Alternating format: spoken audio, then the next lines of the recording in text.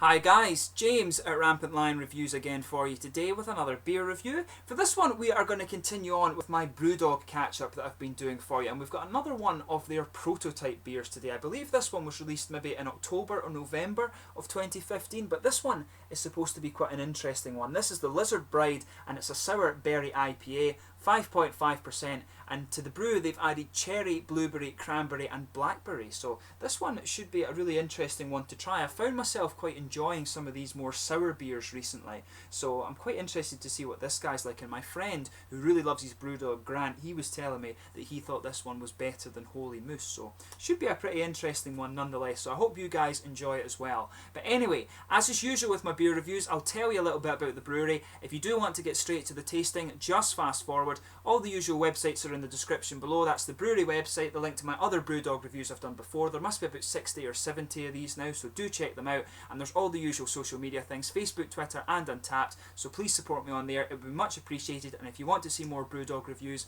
as well as other things, please do subscribe to the channel and hopefully you'll enjoy all these videos. But anyway, to tell you about Brewdog. So as I've told you many a time, Brewdog is the love child of two guys, James Watt and Martin Dickey, and they were founded back in 2007 at a small brewery in the Keswick Industrial Estate in Fraserburgh in the very northeast corner of Scotland, right on the tip of the monster's nose. But more recently, I think it was maybe 2010, they moved to their new and very shiny facility in Ellon in Aberdeenshire, which is a bit closer to the city of Aberdeen where I used to study. And they're also working on opening a second brewery over in Columbus, Ohio in America now. But they're known for being a very experimental craft brewery. Their kind of trademark styles, if you like, are the pale ales, the IPAs and the double IPAs. But that said, I would argue that their better styles recently have been the Imperial Stouts. Brewdog produced a very, very nice stout in my opinion as well. Particularly Riptide and Hinterland recently was very good as well. So things like that, but a very good and very experimental brewery nonetheless. And they're largely inspired by the American craft brewing renaissance. If you taste these guys' beers, then you taste some of the Stone things, you can really see where the influences come from. And if you talk to Stuart Bowman, the head brewer, he'll say that he really loves the Stone beers as well. But these days they've got several brew pubs throughout the UK. The first of these opened in Aberdeen in 2009. I was there on the first night that it opened. Really cool bar, but they've started expanding these. They're all throughout the UK now. Some cities have more than one Brewdog bar incidentally, and there's several international sites: Japan, Brazil, Sweden, Norway, Finland, Italy, Spain. I think France and Germany are going to have them soon as well. So there's a lot of Brewdog bars going around just now, so there's a lot of places you can go and actually try their beers. But these guys these days are actually the largest independently owned Scottish brewery, and they're still expanding due to their Equity for Punks shareholding programme. And this is basically where fans of the brewery can buy in. They get a lifetime discount in the bars and in the shop, and this is how they fund their new breweries and their new bars and all of these sorts of things. So it's quite a good scheme, and for those of you studying business, it's a very interesting business model to go and read about. So they've actually released a book on it quite recently, so that's something you can check out on the brewery website as well. But anyway, that's enough about Brewdog. You've heard me talk about Brewdog many a time. Go and read the website if you want to hear more about them. They've got a core range of beers. They've got their amplified range of beers, which is the more kind of higher ABV beers. And they've got several regular series. IPA is Dead, the Paradox series, the Abstract series. They also have, what's the one I'm looking for? They also have the Hello My Name Is series as well. So there's a lot of interesting things from Brewdog. They brew some very, very good beers. So as I say, check out the brewery website in the description below. But anyway, let's get on to the tasting of this beer itself. So as I said, this guy is a sour berry IPA. It comes in at 5.5%. You can see this is the usual kind of Brewdog prototype thing, just a very, very plain label. It says on the back here, the malt base in this one is extra pale and carrot red. It's hopped with Citrus, Centennial, Challenger, Mosaic and Bramling's Cross. So this one should be very interesting. And of course, as I said, there's cherry, blueberry, cranberry and blackberries in this one as well. So this one should be quite interesting. You can see the standard Brewdog bottle cap on this one. I'll just check that you're seeing that. It's the darker one. There's a grey bottle cap on some of these beers as well, but very nicely presented as usual. You can see you can write your tasting notes on the side of this one too. So without further ado, we'll get this guy open and we'll get on with the tasting then. So as you can see, a nice smoky opening as we get this guy out. And it's, yeah, looks like cranberry juice, but with a kind of frothy head on it. Head's coming across as quite pink as well. Just get the last few drops of this guy out. But yeah, that's poured. Really quite interesting. As you can see, this beer It is the same colour as cranberry juice. I'm not sure how well you can see that in the light. I'll just bring the light down here and let you have a look at this. You can see it's a very, very... It's exactly the same colour as cranberry juice. There's no other way to describe that. There's quite a few big bubbles sticking to the side of this one. There is a level of transparency. I'm not sure how well you can see that. I'll try and put the light back up so you can get a better idea of it. There you are. You can see there's more of that cranberry juice colour. There is a level of transparency to it if I put my fingers behind it. Not sure how well you can see that. There was a quarter finger of a frothy, kind of pinkish white head there. But other than that, very, very clear looking beer. Some big bubbles at the side of the glass, no visible sediment, quite a few little ones just going up towards the bottom of the head, and as you can probably see, the head on this one has faded away just to be a very thin foamy layer. So let's have a proper look at this guy in terms of the aroma. It does actually smell quite juicy. Try and get a bit more of a head on this guy and get more of the aroma coming out. You can smell the malt base out of this one. You can really pick up the Cara Red. There is a bit of a cereal-y character coming out of this one, and there's those big bready malts coming out there, the sort of typical pale malts. On top of that, I want to say there's a little bit of caramelly sweetness in there too, but the sour berries really are coming out in this one. There's an element of grapefruit too, with the kind of hops you're getting in this one. There's grapefruit, passion fruit in there. You can get some of the peaches and apricot, and of course all of these kind of complex tropical fruit notes are going to be coming from the citra hop. And there is an element of a sort of citrusy character, but the berries really are coming out on this one, and that's exactly what you would expect. I'm picking up mainly, for me it's mainly the cranberries and the blueberries that are coming out of this one. There's not so much in the way of the other ones, but the Bramling Cross hop that they've put in this one, the Bramling Cross apparently gives you, I was reading about this hop because I've not really encountered it too much. The Bramling's Cross hop gives you a bit of a blackcurrant aroma, and I can actually pick up a little bit of that here, but mainly from the fruits they've added to this one. I'm mainly picking up the cranberries and the blueberries.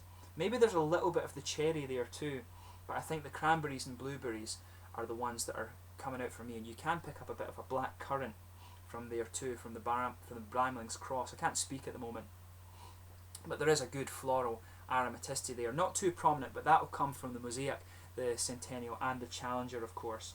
And maybe there's even a little bit of, maybe that kind of sweeter element that I'm picking up from this one. You can smell a little bit of earthy character in this too.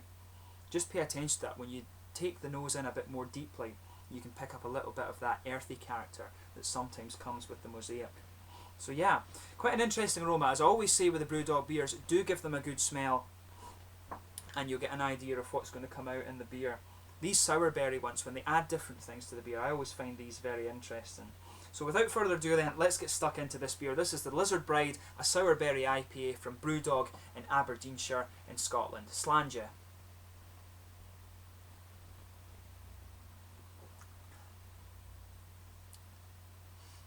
Now that is nice. As I always say with these beers, particularly with the sour beers, sugar them around your palate and let the whole palate adjust to them before you start dissecting the flavour too much.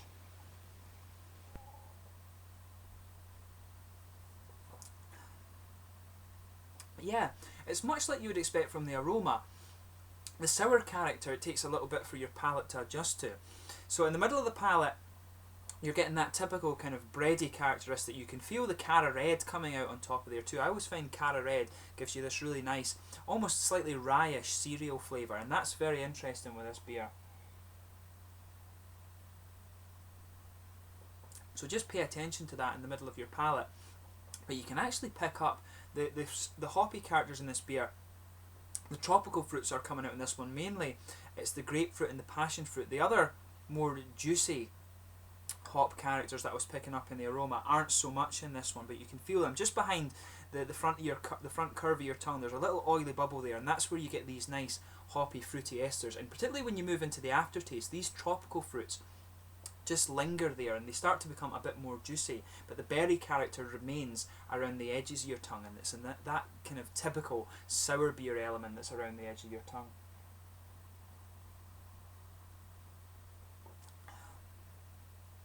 Yeah, I can see why my friend said this is better. than Holy Moose. To me, it comes across as being a little bit more balanced than Holy Moose was. Holy Moose was very in your face with the sour character, but this has a bit more complexity to it.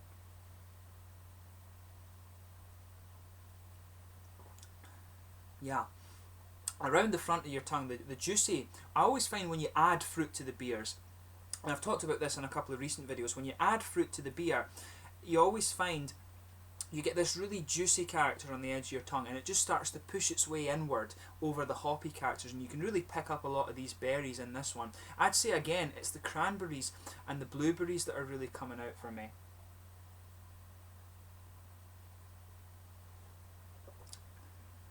Yeah. The cherry, there's just a little bit of the cherry, but the cherry for me is very subtle. This is more about the cranberry and the blueberries. There's a bit of the blackberry is there as well, and there's some of the sharper blackcurrants. I've always found when you eat blackcurrants, they're a bit sharper than blackberries. I've always found blueberries and blackberries very, very juicy, but black currants, if you like, are more like they're a bit sharper, like raspberries and things, and you can detect the two differences in here. I really love like berry juices, so I'm quite used to these different flavours, and you can pick these up around the front edge of your tongue there. But the cherry for me in this is very subtle. I'm not picking up too much of that. I would be interested to know if they've put in sort of the same amount of each fruit, but because I think this is more forward with the cranberry and the blueberries, and the blackberries are definitely coming out in this one. The Bramling's Cross, like I said, is always going to give you some sort of, I think it was the black currant flavours you're going to get from this one. The black, you can taste the slightly more pungent black currant flavours in this. They actually linger into the aftertaste. You can get this nice juicy, almost black curranty flavour. It just lingers there behind the front of the tongue, and there's some of the tropical fruit from the citra hop mixing in there, but the more juicy tropical fruits I'm not picking up so much in this one.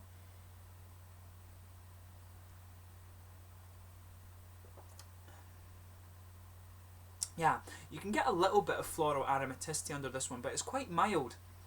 You can feel it just going around the sides of the palate there, which is obviously where you're going to pick up the hoppy characteristics of this beer. But you can really detect that in the beer. It's a nice, smooth floral aromaticity that you're getting from this beer.